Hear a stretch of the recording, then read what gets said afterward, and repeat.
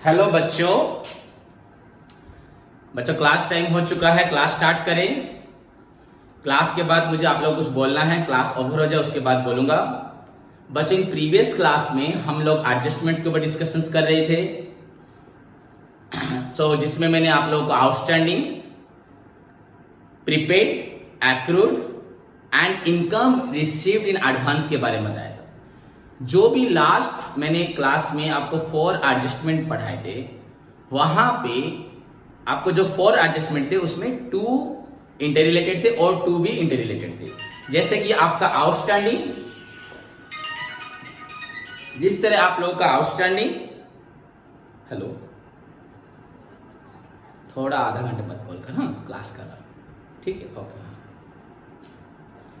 जैसे कि बच्चों आप लोगों का आउटस्टैंडिंग, उसके बाद आपका होता है आउटस्टैंडिंग एक्सपेंसेस। जैसे होता है उसका अपोजिट हम बोल सकते हैं प्रीपेड एक्सपेंसेस। एंड जिस तरह से हमारा एक्रूड इनकम होता है, इनकम हमें still due to be received, the income which is earned but not received. Similarly वैसे होता है इनकम रिसीव्ड इन एडवांस। कुछ इनकम हमें अर्न हो चुकी होती है पर हमें रिसीव नहीं हुआ होता। वैसे कुछ इनकम्स होती है जो हमें अर्निंग से पहले रिसीव हो चुकी होती है, तो वो हमारी लायबिलिटी हो जाती है। सो आई डिस्कस्ड विथ यू बच्चों फर्स्ट फॉर एडजस्टमेंट। तो आज उसके बाद नेक्स्ट एडजस्टमेंट हम लोग पढ़ते हैं बच्चों। आई थिंक पहले आपके अकॉर्डिंग टू योर प्रैक्टिकल जो प्रॉब्लम है उसी के हिसाब से मैं पढ़ाता हूं, तो आपको फर्स्ट नंबर प्रॉब्लम सॉल्व करने में इजी होगा। सो बच्चों मूव टू द सेकंड या 5th नंबर एडजस्टमेंट बच्चों आपका है डेप्रिसिएशन। एंड आप सभी को डेप्रिसिएशन के बारे में बहुत अच्छे से मालूम है। Okay students, so let's start. तो बच्चों आपका आज का जो एडजस्टमेंट है वो है आपका डेप्रिसिएशन।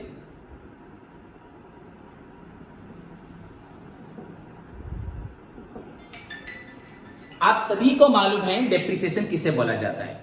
तो बच्चों the decrease in the value of fixed assets due to wear, tear, accident और बच्चों due to any cause, due to lapse of time, इसको बोलते हैं डेप्रिसिएशन। आप सभी को बहुत अच्छे से मालूम है the permanent and gradual decrease in the value of assets from any cause बच्चों is also known as depreciation. हमें डेप्रिसिएशन का बहुत कुछ आता है। डेप्रिसिएशन वर्ड कहां से आया, डेप्रिसिएशन का नेचर क्या है, डेप्रिसिएशन का कैरेक्टरिस्टिक्स क्या है, एवरीथिंग कॉजेस क्या है, सब कुछ आपको मालूम है। बट बच्चों so far as your final account is concern, इसके बारे में भी आपको डेप्रिसिएशन में कहां क्या ट्रीटमेंट है वो भी आपको मालूम है। Okay, so you first the meaning, then बच्चों आपका एंट्री। तो आपका एंट्री क्या होगा बच्चों, यू नो डेप्रिसिएशन बच्चों ये लॉस है हमारे लिए, तो एक्सपेंसेस लॉसेस बच्चों debit. So depreciation account debited to आपका होगा पर्टिकुलर एसेट्स अकाउंट। पर्टिकुलर आपका एसेट्स अकाउंट।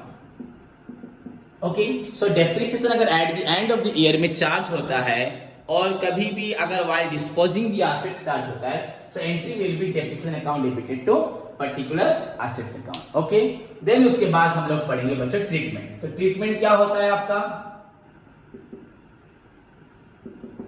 आपको मालूम है सभी एडजस्टमेंट में 2 ट्रीटमेंट होते हैं, क्योंकि ये पहले से एडजस्ट नहीं हुआ। Every transaction has 2-fold aspect, तो इसको डायरेक्टली हम एडजस्ट करने जा रहे हैं, तो डेफिनेटली 2 ट्रीटमेंट होगा। एक डेप्रिसिएशन के लिए एसेट्स के ऊपर होगा। तो बच्चों फर्स्ट ट्रीटमेंट बच्चों बाय नेचर आपका डेप्रिसिएशन तो एक्सपेंसेस लॉसेस में जा रहा है, तो इट विल बी शोन या इट विल शो, बच्चों जो लिख सकते हो, it will be shown on debit side of बच्चों आपका profit and loss account. And second thing बच्चों आप सभी को मालूम है, ये हम पहले पढ़े हैं, depreciation is a nominal account in nature, so it will appear on the debit side of profit loss account and deducts from the particular assets बच्चों, it will be deducted from the particular assets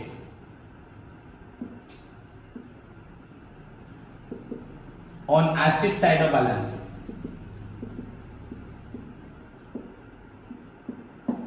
asset side of balance sheet balance sheet के बच्चों जो आपका asset side होता है वहां पे अगर डेप्रिसिएशन आपका मशीनरी पे हो रहा है तो एग्जैक्टली मशीनरी से आप वहां उसको माइनस करेंगे। सो बच्चों दीज आर द ट्रीटमेंट, जो आपको पहले से मालूम है। बट बच्चों अगर ये ट्रायल बैलेंस के अंदर लिखा हुआ है, अगर आपका यही डेप्रिसिएशन ट्रायल बैलेंस के अंदर लिखा हुआ है बच्चों, तो क्या होगा, ट्रायल बैलेंस के अंदर अगर मेंशन है, इनसाइड द ट्रायल बैलेंस अगर आपका डेप्रिसिएशन लिखा हुआ है, तो बच्चों क्या होता है, अगर depreciation inside the trial balance है तो बाय नेचर क्या है बच्चों, ये एक्सपेंसेस लॉसेस है। So it will only occur on the debit side of profit loss account, और इसको कहीं प्लस माइनस करने की जरूरत नहीं है, because it is not an adjustment. So this is बच्चों depreciation. First meaning, then बच्चों entry. You can also write example, then treatment, then finally note. Note हुआ, if it is given inside the trial balance, it will appear on the debit side of profit loss account. बच्चों सबसे important बात यह है बच्चों, जिस तरह आप लोग जानते हो हम लोग अभी सभी ऑनलाइन क्लासेस ही कर रहे हैं। अगर आप मेरे पास होते तो डेफिनेटली और कुछ एक्स्ट्रा देखने को मिलता आप लोगों को, जैसे मेरा डिसिप्लिन, क्लास में पढ़ना, होमवर्क पूरा रेगुलरली कलेक्ट करना, वो भी मैं करता हूं अभी भी, पर तब आपको मेरे से और ज्यादा मेरे इस एनवायरमेंट में रहने का और बेनिफिट मिलता है, क्योंकि आप लोग सभी, मैं जानता हूं सभी लापरवाह है पढ़ाई को लेके। अगर हम इन चीजों को ध्यान से नहीं पढ़ेंगे, मैं आपको बोलता हूं हमारे बुक्स में सारे प्रॉब्लम आप लोग खुद करेंगे।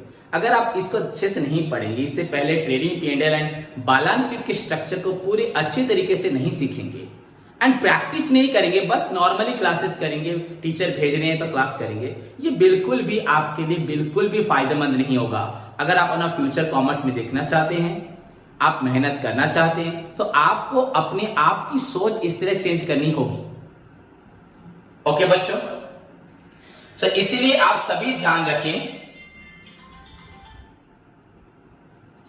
आप सभी ध्यान रखें, ये चीज बहुत जरूरी है, इनको अच्छे से पढ़ना है, अपने डाउट्स क्लियर करना है।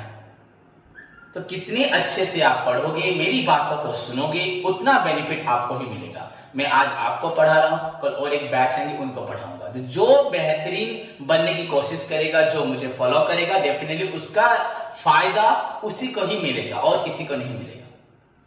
सो दिस इज बच्चों डेप्रिसिएशन। नेक्स्ट बच्चों आपका क्लोजिंग स्टॉक।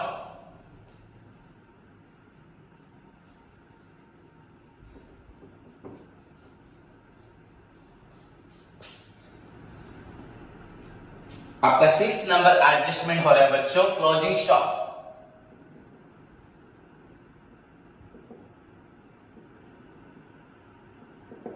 बच्चों यू नो क्लोजिंग स्टॉक का मतलब क्या है, the stock which are not sold during the accounting period, the stock which are unsold till the end date of the accounting period के end तक जो स्टॉक बिका नहीं होता है उसको बच्चों बोलते हैं closing stock. The stock which are not sold, unsold, which are remain unsold बच्चों, not sold, that is known as closing stock। उसके बाद बच्चों उसका हमें एंट्री करना है। यू नो एंट्री कैसे होता है। सो बच्चों एंट्री में क्लोजिंग स्टॉक आपका एसेट है, so closing stock account debited, real account in nature तो हमारे पास है, तो closing stock account debited to बच्चों ये आपका ट्रेडिंग अकाउंट के क्रेडिट में लिखा जाता है, तो जर्नल में आपका to trading account, closing stock account debited to आपका हो रहा है बच्चों trading account. Okay, so closing stock account debited to trading account, तो ये आपका एंट्री हुआ। देन इसका ट्रीटमेंट बच्चों क्या होगा, ट्रीटमेंट हम क्या लिखेंगे,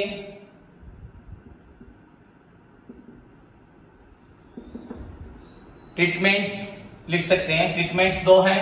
तो फर्स्ट बिट बच्चों it will appear, it appears बच्चों, it appears on the credit side of आपका ट्रेडिंग अकाउंट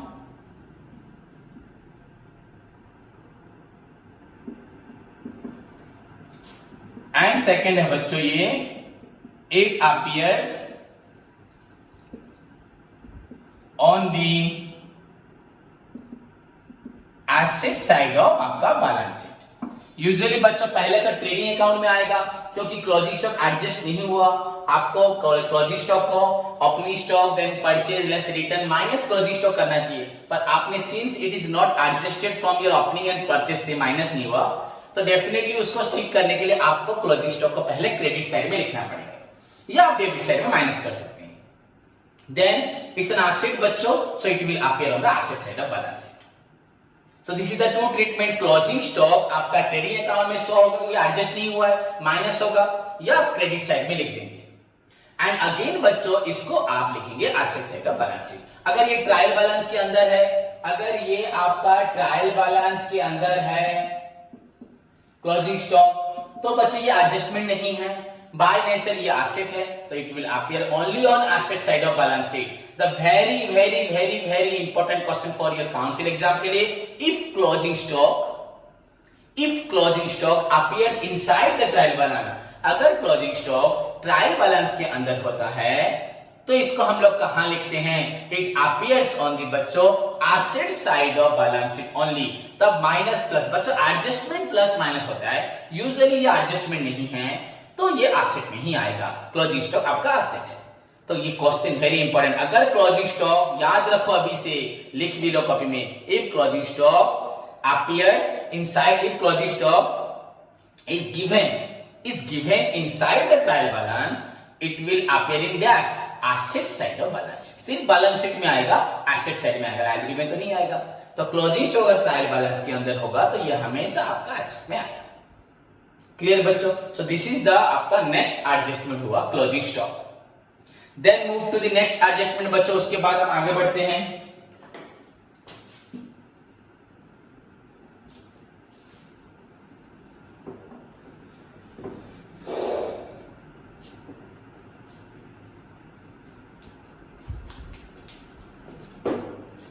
बच्चों नेक्स्ट एडजस्टमेंट आपका है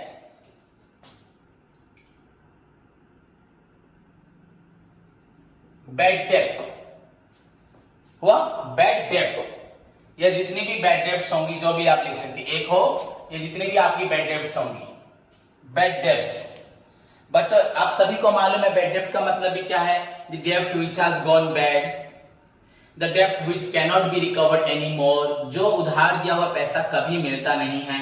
अगर किसी डेब्टर को आपने उधार दिया है सामान और उसने आपका पैसा कभी नहीं दिया तो उसको बोलते हैं बैड डेब्ट। द डेब्ट व्हिच हैज गॉन बैड या the debt which can't be recovered anymore, that is known as bad debt. So it's a pure loss to the business।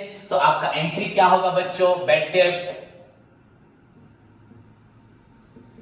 Account debited to, बच्चों लॉस किसकी वजह से हुआ? Debtor की वजह से।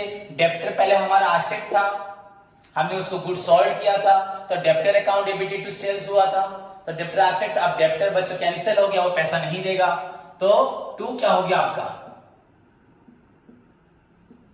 Debtors account, particular debtors account. Okay बच्चों, तो बैड डेब्ट अकाउंट आपका जितने भी बैड डेब्ट्स होंगे टू पर्टिकुलर डेब्टर्स अकाउंट या डेब्टर अकाउंट या सैलरी डेब्टर अकाउंट। ओके बच्चों, so this is the entry of bad डेब्ट। देन बैड डेब्ट का आप ट्रीटमेंट क्या लिखेंगे? बैड डेब्ट का ट्रीटमेंट आपका क्या होगा? सभी ध्यान से देखें बच्चों, ट्रीटमेंट पहला क्या होगा? It appears on the debit side of profit and loss account, profit and loss account. बच्चों अगर लिखे और थोड़ा बाय एडिंग या बाय वे ऑफ एडिंग, आपके पास नोट्स है, पीडीएफ भेजा हुआ है, बस देख ले। by way of adding या by adding to the bad debt given in the, आपका ट्रायल बैलेंस में जो बैड डेब्ट होगा उस बैड डेब्ट को तो आप डेबिट साइड में लिखेंगे पी एंड एल अकाउंट में, इस बैड डेब्ट को भी आप उसमें ऐड कर देंगे। मैं आपको क्लियर बताता हूं, ध्यान से सुनिए। तो पहला ये लिखा, दूसरा हुआ बच्चों it deducts from the debtors on, debtor से माइनस होगा on the asset side of बच्चों बैलेंस शीट। अब एक बच्चा सोचेगा, पहले मैं आपको फिर से बता दूं, द डेब्ट which can not be recovered anymore is known as bad डेब्ट। जो डेब्ट कभी नहीं मिलता उसको बैड डेब्ट बोलते हैं। एंट्री आप सभी को पहले से भी मालूम है, बैड डेब्ट account debited to debtors account हो गया। देन बच्चों ट्रीटमेंट, ट्रीटमेंट में मैंने आपका लिखा it appears on the debit side of profit and loss account. ये आपका प्रॉफिट लॉस अकाउंट के डेबिट साइड में आता है बाय वे ऑफ एडिंग या बाय एडिंग टू द बच्चों बैड डेब्ट जो गिवन होता है ट्रायल बैलेंस में, उसको भी लिखते हैं प्रॉफिट लॉस अकाउंट में, इस बैड डेब्ट को उसके साथ इसको ऐड करते हैं। एक बच्चा बोले सर ये भी बैड डेब्ट वो भी बैड डेब्ट। बच्चों कुछ बैड डेब्ट हुआ था जिसके हमारे पास नॉलेज भी थी, हमने उसको लिखा भी था। ऐसी कुछ बैड डेब्ट्स होती है, जब सब्सिक्वेंटली कुछ बैड डेब्ट निकलती है हम उसको रिकॉर्ड नहीं करते, तो बाद में मालूम पड़ता और भी बैड डेब्ट हुआ है। अगर पहले से मालूम होता तो वो बैड डेब्ट नहीं होता। अब और एक बैड डेब्ट हुआ तो इसको ओवरऑली बच्चों दूसरे नाम से बुलाते हैं, इसको बोलते हैं फर्दर बैड डेब्ट। इसको बोला जाता है आपका फर्दर बैड डेब्ट। फिर से बैड डेब्ट हुआ, बैड डेब्ट था फिर से बैड डेब्ट हुआ। बच्चों पहले जब बैड डेब्ट हुआ था उसने तो आपको डेफिनेटली आपका तो ट्रायल बैलेंस के अंदर था, उसको आपने डेबिट साइड में लिखा था। ध्यान से सुने, बैड डेब्ट बाय नेचर आपका लॉस हो रहा है तो आपको debit side of P&L account लिखना है। पर आपको फिर से एक बैड डेब्ट हुआ है जिसको आपने मैंने पहले से एडजस्ट नहीं किया था एंड वो आपका एडजस्टमेंट में दिया है आउटसाइड द ट्रायल बैलेंस के नीचे लिखा हुआ है कि बैड डेब्ट। तो दैट मींस बच्चों ऊपर बैड डेब्ट है नीचे बैड है, मतलब समझ जाओगे ये एक फर्दर बैड डेब्ट है। एंड सपोज ऊपर बैड डेब्ट नहीं है नीचे ही लिखा है तो ओनली बैड डेब्ट है, तो वहां पे ऐड नहीं करना, डायरेक्ट लिख देना। अगर पहले से कोई बैड डेब्ट होगा फिर से बैड डेब्ट हो रहा है तो हमें उसको क्या करना है, ऐड करना है। डेप्रिसिएशन पहले से एक होगा प्लांट के ऊपर, अभी हो गया फर्नीचर के ऊपर, तो फर्नीचर को उसके पास लिख देना है। अगर बैड डेब्ट नहीं है पहले से तो हमें सिंपली एडिंग कुछ होगा ही नहीं, it appears on the debit side of profit and loss account. Okay, तो यूजुअली इस बैड डेब्ट को बोलते हैं फर्दर बैड डेब्ट। अगर कोई बैड डेब्ट पहले से हो तो ये एक बैड डेब्ट क्या होगा, फर्दर मतलब फिर से बैड डेब्ट, एडिशनल बैड डेब्ट हो गया, एक और बैड डेब्ट आपका हो गया। देन बच्चों बैड डेब्ट हुआ मतलब आपने जो बैलेंस शीट में एसेट साइड में डेब्टर के बारे में लिखा है, सपोज डेब्टर 1 लाख, उसमें से एक हरि नाम का डेब्टर था, उसने 10,000 रुपए देना था, वो नहीं देगा, तो 10,000 रुपए तो हमने पहले प्रॉफिट लॉस अकाउंट के डेबिट साइड में लिख दिया 10,000 रुपए बैड डेब्ट, या ऐड कर दिया पहले से। अगर बैड डेब्ट है उससे पहले अगर रामू है तो रामू के साथ ऐड कर दिया, अगर नहीं तो ऐसे सिंपली लिख दिया। बट बच्चों हमारा जो डेब्टर था 1 लाख का, उसमें अभी हरि ने 10,000 रुपए नहीं दिया, तो डेब्टर कितना हो गया, 90,000 हो गया। So it deducts from the debtors on your asset side of balance sheet. So in this way आपका बैड डेब्ट ट्रीट होता है। उसके बाद if it is given inside the trial balance, अगर ये ट्रायल बैलेंस के अंदर है, फिर से अगर ये ट्रायल बैलेंस के अंदर है, बच्चा ट्रायल बैलेंस के अंदर है तो बैड डेब्ट, वो तो एडजस्ट हो चुका है, वो एडजस्टमेंट नहीं है। सो सिंपली बैड डेब्ट का नेचर है एक्सपेंसेस लॉसेस, तो वो कहां आएगा, प्रॉफिट लॉस अकाउंट के आपके डेबिट में ही आएगा, तो इसके लिए कोई ट्रीटमेंट नहीं है। सिंपली एडजस्टमेंट होगा तो आपको 2 ट्रीटमेंट करना पड़ेगा। सो दिस इज योर बैड डेब्ट। द डेब्ट which can not be recovered anymore is known as bad डेब्ट। ओके बच्चों, तो कितनी एडजस्टमेंट हमारी हुई, पहला हुआ आपका outstanding, then prepaid, then third हुआ आपका accrued, then for income received in advance, fifth हम पढ़े डेप्रिसिएशन, सिक्स्थ पढ़े हम क्लोजिंग स्टॉक एंड 7 नंबर हुआ bad debts. Now move to the another बच्चों adjustment which is related to bad डेब्ट। और एक एडजस्टमेंट जो बच्चों बैड डेब्ट से रिलेटेड है, वेरी इंपॉर्टेंट वर्ड, बहुत ही जरूरी है, जिसको ही स्टूडेंट्स गलत करते हैं। एंड उसके रिलेटेड और 2 भी एडजस्टमेंट है, अभी एक और बाद में 2 पढ़ेंगे। And basically students always find himself कि हमें ये वाला एडजस्टमेंट ही नहीं आता, इसी में गलत करते हैं। जैसे कि मैंने अभी आपको बताया बैड डेब्ट्स लॉस है वो तो ट्रायल बैलेंस के अंदर होगा, तो आप P&L अकाउंट में डेबिट में लिखेंगे। अगर नीचे बैड डेब्ट लिखा है तो उसको फर्दर बैड डेब्ट भी बोलते हैं, तो फर्दर को याद रखना है। सर ऊपर बैड डेब्ट है नीचे बैड डेब्ट, मतलब अगर राम ने पैसा नहीं दिया था उसको हमने लिख दिया था, उसको डेब्टर से माइनस भी कर दिया था। अब हरि ने भी पैसा नहीं दिया था, ये लास्ट में मालूम पड़ा, जिसके लिए हमने पहले से जर्नल लेजर ट्रायल बैलेंस में सब कुछ जो एंट्रीज रिकॉर्ड नहीं की, पोस्टिंग नहीं की, समराइजिंग नहीं किया, तो इमीडिएटली हमें हरि को एडजस्ट करने के लिए, हरि जिसने पैसा नहीं दिया तो उसकी ट्रांजैक्शन का भी 2 एस्पेक्ट होगा, तो एक तो आपका बैड डेब्ट हुआ और एक डेब्ट कम हो गया, तो आपको यहाँ पे इमीडिएटली 2 ट्रीटमेंट करना पड़ेगा। एज यू नो सभी का 2 आपका एस्पेक्ट होता है। तो इमीडिएटली आपने इसको क्या बोला, हरी मतलब ये फर्दर बैड डेब्ट हुआ। अगर राम का नहीं है तो ये सिंपली बैड डेब्ट हुआ। मैंने पहले बैड डेब्ट लिखा फिर फर्दर बैड डेब्ट लिखा, तो आपको इसको ध्यान भी रखना है। तो इसको आपको डेबिट साइड में लिख देना है। एंड अभी मालूम पड़ा मतलब आपका जो डेप्टर था वो आपका कम नहीं हुआ है। डेप्टर आपने स्टिल बढ़ा के लिखा है, 1 लाख तक ही लिखा होगा, तो डेप्टर को भी आपको माइनस करना होगा। एंड नाउ बच्चों आई एम गोइंग टू बच्चों गिव यू अनदर बच्चों देने जा रहा हूं adjustment which is related to your bad डेब्ट, दैट इज योर बच्चों प्रोविजन फॉर बैड डेब्ट या प्रोविजन फॉर डाउटफुल डेब्ट। बच्चे इसके साथ बिल्कुल रिलेटेड है। ओके स्टूडेंट्स, तो ध्यान से देखो बच्चों,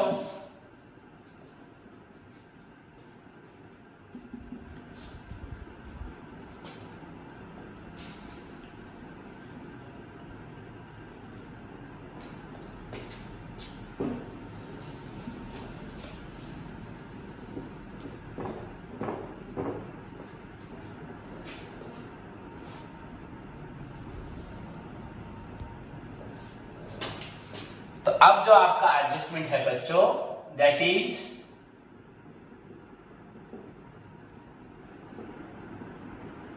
प्रोविजन फॉर बच्चों बैड डेब्ट या प्रोविजन फॉर बैड डेब्ट्स। अब एक बच्चा पूछेगा सर प्रोविजन फॉर बैड डेब्ट का मतलब क्या है, ये क्या है सर, प्रोविजन फॉर बैड डेब्ट क्या है। बच्चों एज यू ऑल नो, मैं आपको पहले से भी बताया हुआ हूं प्रोविजंस का मतलब क्या है। अगर हम कुछ पैसा निकाल के रखते हैं टू मीट एनी बच्चों नॉन लायबिलिटी, बच्चों every year a certain amount is kept aside out of the profit, net profit, profit में से, टोटल प्रॉफिट में से अगर हम कुछ अमाउंट निकाल के रखते हैं, फ्यूचर में किसी हमें जानकारी है कि हमें एक दिन ये प्रॉब्लम होगा, उसके लिए पैसा रखते हैं, that is known as provision. And अगर हम पैसा रखते हैं फ्यूचर में कोई भी प्रॉब्लम हो कहीं पे भी यूज कर सकते हैं, तो उसको बोलते हैं reserve.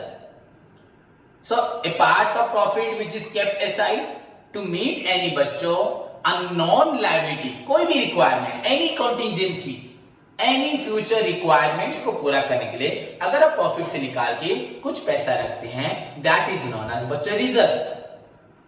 But if same thing is happened, if a part of profit is kept aside to meet any non-liability, हम पहले से मालूम है वो प्रॉब्लम होगा, उसी पे ही खर्च करेंगे, कहीं और खर्च नहीं करेंगे, जो पैसा रखा है उसको बोलते हैं प्रोविजन।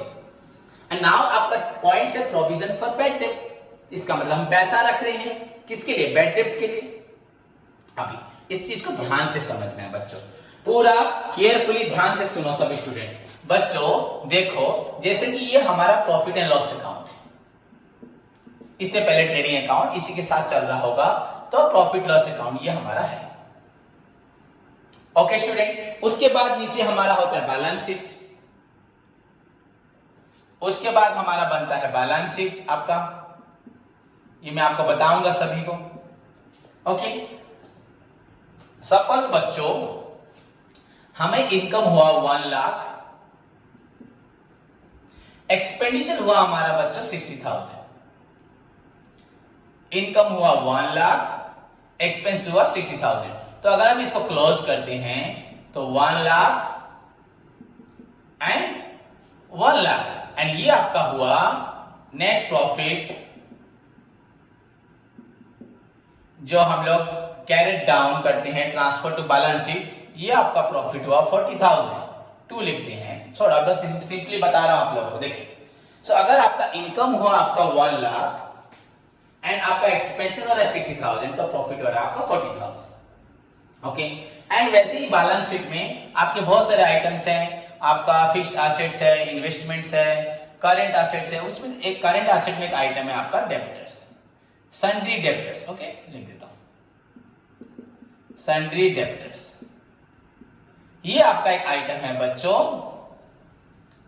ओके, अभी तो मैं बता रहा था फर्दर बैड डेब्ट, तो वहां पे मैंने आपका लिया था डेब्टर, सपोज छोड़ो वो क्वेश्चन को छोड़ते हैं, 1 लाख लिया था मैंने आपका, और तो 1 लाख में से फर्दर बैड डेब्ट माइनस हो गया था, तो वो कितना बचा था, 90,000 बचा था, तो वही ले लेते हैं।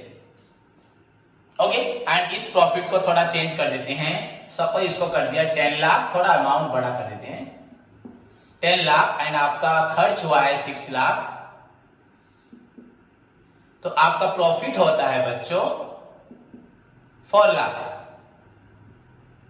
आपका प्रॉफिट होता है 4 लाख। क्लियर बच्चों? सो 10 लाख में से 6 लाख आपका गया, 4 लाख प्रॉफिट, एंड आपका डेप्टर एक है बच्चों 90,000। कैसे? आपका डेप्टर था पहले कितना, सपोज था 1 लाख। मैंने आपको पहले बताया था फर्दर बैड डेट पहले तो डेबिट साइड का प्रॉफिट लॉस अकाउंट में आएगा, फिर डेप्टर से माइनस होगा। तो यहां पे आप फर्दर बैड डेट को माइनस करेंगे। दिख रहा है बच्चों? यहां पे आप फर्दर बैड डेट को माइनस करेंगे तो आपका फर्दर बैड डेट हुआ 10,000, तो ये आपका हो गया 90,000। इसको आप बाहर लिखेंगे। तो द अमाउंट ऑफ डेप्टर आपके लिए हो रहा है कितना, 90,000 एसेट साइड में। Clear students?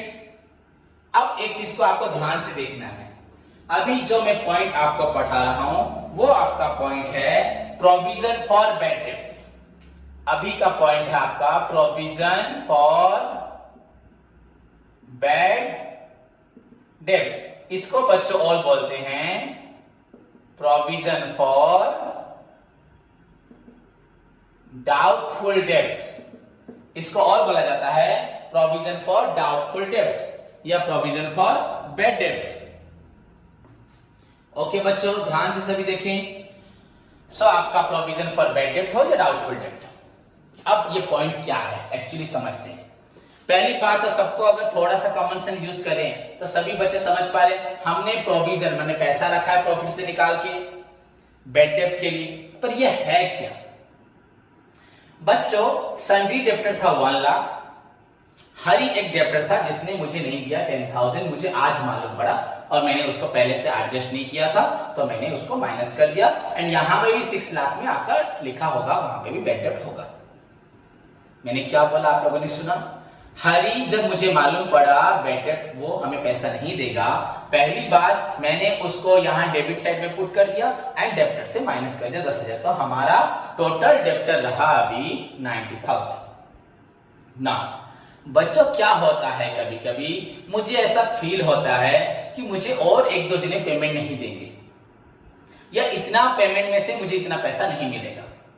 सिंपल सी बात है बच्चों, हम लोग बच्चों को पढ़ाते हैं तो हर साल हमें भी एक्सपेक्ट होता है अगर हमारे पास 200 बच्चे पढ़ रहे हैं तो 1, 2, 5, 10 बच्चे, 5 बच्चे 200 में से 10 बच्चे या 5 बच्चे 200 के अगर 5 बच्चों का हिसाब किया जाए तो 2.5%। 200 बच्चे अगर मैं पढ़ा रहा हूं बच्चों, उसमें से अगर 5 बच्चों का हिसाब किया जाए तो आपका ये हो रहा है 2.5%। मतलब हमें आइडिया होता है कि 2.5% हमें पैसा नहीं मिलेगा। तो जरूर हर साल बच्चों ऐसा होता है जहां हमें कुछ पैसा नहीं मिलता है। तो इस बात को ध्यान दे सभी स्टूडेंट्स। तो मैंने हिसाब किया तो जरूर मुझे कुछ पैसा नहीं मिलेगा। ऐसे ही मुझे ऑब्जर्व होता है मेरे डेप्टर्स तो मैंने उधार तो जरूर दिया है पर कुछ ऐसे मुझे फील होता है कि हाँ वो इंसान पैसा नहीं देगा, वो भी शायद नहीं देगा, बार बार इग्नोर कर रहा है, मांग रहा हूं नहीं देगा। तो हमारे पास्ट एक्सपीरियंस से हमें इतना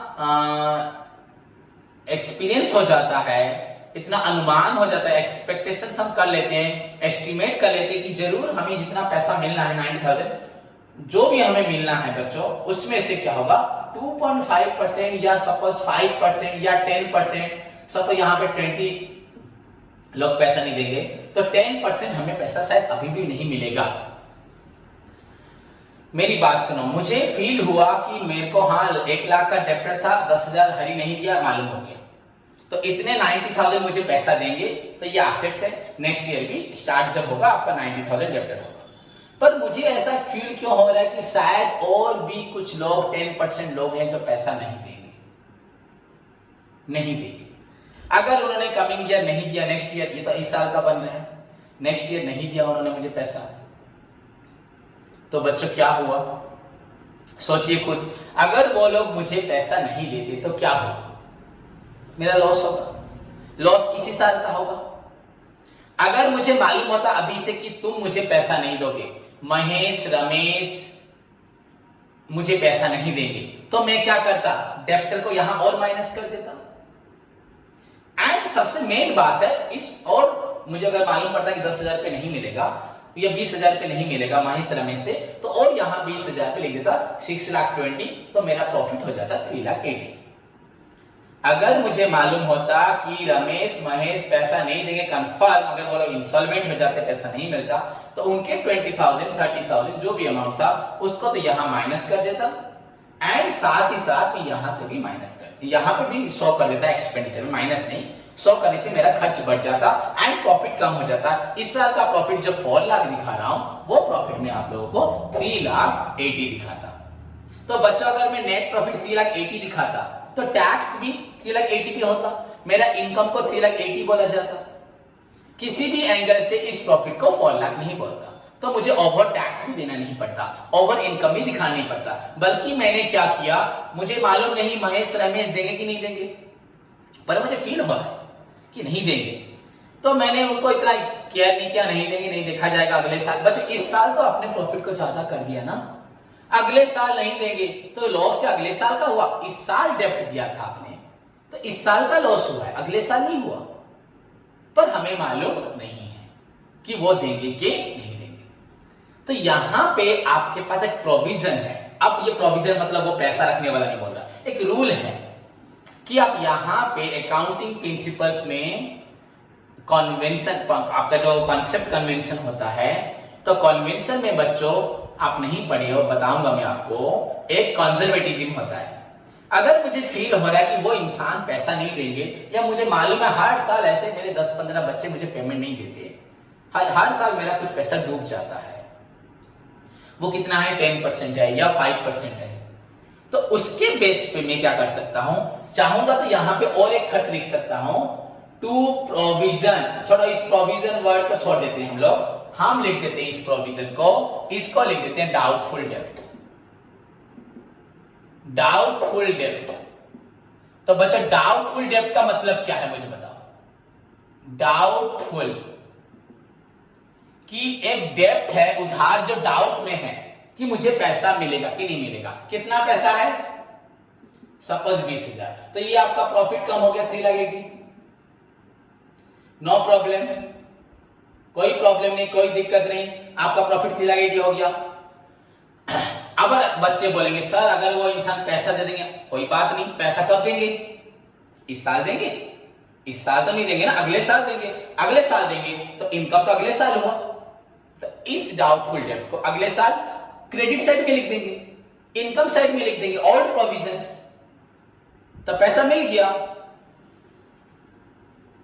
समझ में आया कि नहीं, ये कैंसिल हो जाएगा, ये आपका प्रोविजंस कैंसिल हो जाएगा अगर पैसा मिल जाता है। पर अगर हम यहां पे 20,000 नहीं लिखते एंड इनकम को 4 लाख दिखाते हैं एंड अगले साल हमारा पैसा नहीं मिलता, तो इस साल का इनकम तो ज्यादा हो गया,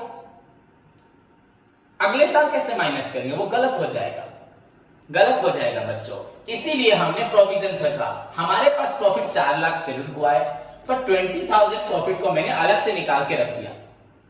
एंड यहां पे भी आपका डेप्टर में आपका जो 90,000 था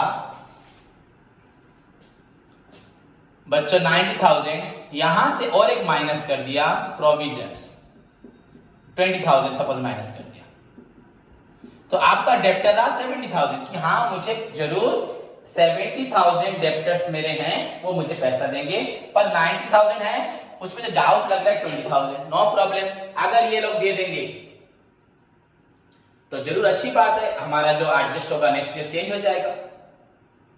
पर इस साल हमारा गलत हो जाएगा, अगर हम एक्सपेक्ट करेंगे पैसा मिलेगा तो हम उसको एसेट सोच रहे हैं, तो एसेट भी बढ़ गया, प्रॉफिट भी बढ़ गया, पर फाइनली अगर वो पैसा नहीं देते तो एसेट्स भी आपका कम जाएगा, प्रॉफिट भी कम जाएगा। पर इस साल का प्रॉफिट तो आप बढ़ा चुके हैं, गलत कर चुके हैं, तब क्या करेंगे, पर you can also maintain provision, वहां प्रोविजन मेंटेन कर सकते हैं अगर डाउट है बच्चों। वैसे भी ये तो एसेट नहीं थी ना, 20,000 कहां से, हमें डाउट था, तो डाउटफुल में था, तो इसको प्लस श्योरिटी देके एसेट्स को बढ़ाने का कोई जरूरी नहीं है। तो दैट इज वाई बच्चों प्रोविजन मेंटेन होता है, हमें 20,000 को रख देना अलग से, कोई प्रॉब्लम नहीं, अगर पैसा मिल जाएगा तो उसको नेक्स्ट ईयर इनकम में शो कर देंगे। ओके बच्चों, क्योंकि अकाउंटिंग का काम तो ट्रू प्रॉफिट निकालना है, नेट प्रॉफिट निकालना है, एक्यूरेट निकालना है, गलत तो नहीं कर सकते। हाँ इस साल 20,000 कम हुआ, मिला भी तो नहीं इस साल, अगले साल मिलेगा, अगले साल देखेंगे। So in case where the creditor, what is the meaning of provision for bad debt? जब सपोज मैं क्रेडिटर हूं, आप लोग डेप्टर्स हैं, सभी डेप्टर्स हैं, अगर मुझे ऐसा फील होता है when the creditor is not sure about whether a particular debt will recover or not, मुझे ऐसा फील होता है कि मुझे वो पैसा मिलेगा कि नहीं मिलेगा, वो क्रेडिटर, वो डेप्टर मुझे मेरा पैसा देगा कि नहीं देगा। जब क्रेडिटर को ऐसा फील होता है कि उसका पैसा उसको मिलेगा कि नहीं मिलेगा, इन दैट केस बच्चों, अगर पैसा नहीं मिलता तो उस लॉस को वो कैसे कॉम्पेंसेट करेगा? इन केस बच्चों इन रियल सेंस में पैसा नहीं मिले, लॉस हो जाए, टू मीट दैट लॉस बच्चों arising out of bad debt, जो loss of bad debt arising out of credit sale, जो वो बैड डेट होता है क्रेडिट सेल से निकल के, जिसके बारे में मुझे फील हो रहा था होगा, तो मैं उसको कैसे पूरा करूंगा? So sometimes the creditor is not sure about whether a particular debt will recover or not. So in order to meet that loss of bad debt out of credit sale, he has a provision. There is a provision that he can set. वो रख सकता है provision for bad debt, some money for provision for bad debt. Clear? तो provision रखेगा, तो इस provision के लिए मतलब आपका प्रॉफिट एंड लॉस अकाउंट में डेबिट साइड में लिख देगा to provision for doubtful debt, तो उसका प्रॉफिट कम जाएगा एंड एसेट से भी माइनस कर देगा। एंड अगर मिल गया नो प्रॉब्लम, नेक्स्ट ईयर उसको लिख देंगे इनकम में। क्लियर बच्चों? So this is known as provision for bad debt. आप नोट्स देखिए। So sometime the creditor is not sure about whether a particular debt आपको has been recovered or not, will recover or not. In that case, in order to meet that loss of bad debt out of credit sale, he will set a provision. That provision is known as provision for bad debts या provision for doubtful debt. This money is kept against doubtful, जहां मुझे doubt रह रहा है, पैसा नहीं मिलेगा, डूब जाएगा, उसके लिए मैं प्रोविजंस करता हूं। Clear students? So this is your provision. Entry क्या होगा आपका? ये डेबिट साइड में लिख रहे हैं प्रॉफिट लॉस अकाउंट में, तो आपका एंट्री क्या होगा? Profit and loss account debited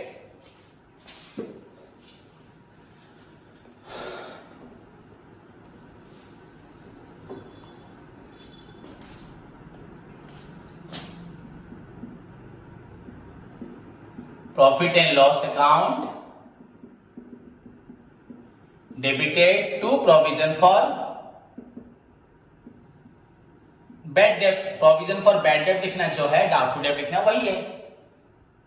okay बच्चों, provision and profit and loss account debited to provision for bad debts. Clear? So इसका ट्रीटमेंट क्या होगा आपका? It will appear on the, treatment तो मैंने आपको बता दिया, it will again appear on the debit side of profit loss account. इसको भी ऐड कर दोगे, bad debt further bad debt में ऐड कर दोगे, अलग से लिख दोगे। Then it will again deduct from बच्चों, इसको डिडक्ट करेंगे फ्रॉम सन्ड्री डेब्टर्स। तो अब लिखने की जरूरत नहीं है, पहले तो वही बैड डेट के साथ डेबिट साइड में लिख दोगे, देन सन्ड्री डेब्टर्स से माइनस कर दोगे। पर बच्चों ये कभी कभी तो हम पैसे में बोल सकते हैं कि हाँ प्रोविजन 4,000 पे होगा, 2,000 पे होगा, 10,000 पे होगा, 20,000 पे होगा, या कभी कभी हम इसको परसेंटेज में बोलते हैं कि हर साल मुझे लगता है मेरे इनकम का 10% नहीं मिलेगा, 20% नहीं मिलेगा, 5% नहीं मिलेगा। तो sometimes it is given at a percentage बच्चों, तो इसको कैलकुलेट करना पड़ता है। अगर परसेंटेज में लिखा होता है तो इसको आपको कैलकुलेट करना पड़ता है। दैट्स व्हाई इसको इंपॉर्टेंट बोला जाता है, स्टूडेंट्स गलत करते हैं, तो ये इसको कैलकुलेट करना पड़ता है बच्चों। आपका calculation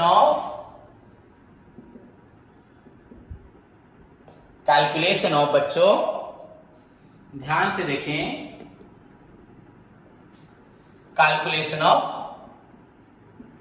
provision for bad date या डाउटफुल डेट, या बच्चों इसको बोलते हैं न्यू प्रोविजन।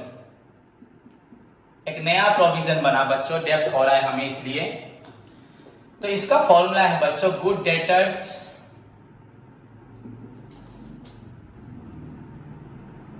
ये लिखता हूं, गुड डेटर्स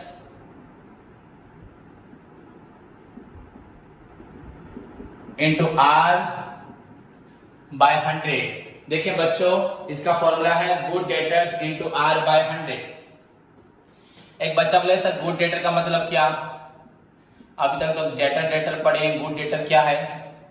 बच्चों गुड डेटर्स मतलब आपका जो भी टोटल डेप्टर था या संडी डेप्टर्स था, टोटल डेप्टर्स बच्चों जो होते हैं उसमें से फर्दर बैड डेप्ट। जैसे कि मैंने अभी आपको बताया, हमारे पास पहले से हरी ने पैसा नहीं दिया था, हमें नहीं मालूम था, अभी मालूम पड़ा तो उसको माइनस किया, तो जो भी आपका 1 लाख था,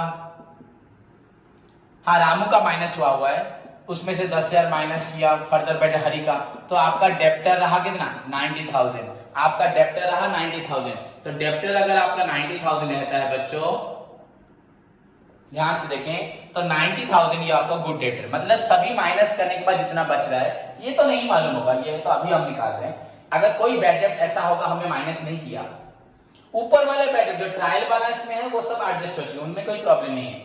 अगर टोटल डेप्टर में से कोई फर्दर बैड डेप्ट है लग रहा है तो उसको माइनस किया, उसके बाद बचा आपका गुड डेटर्स। तो ये है गुड डेटर्स।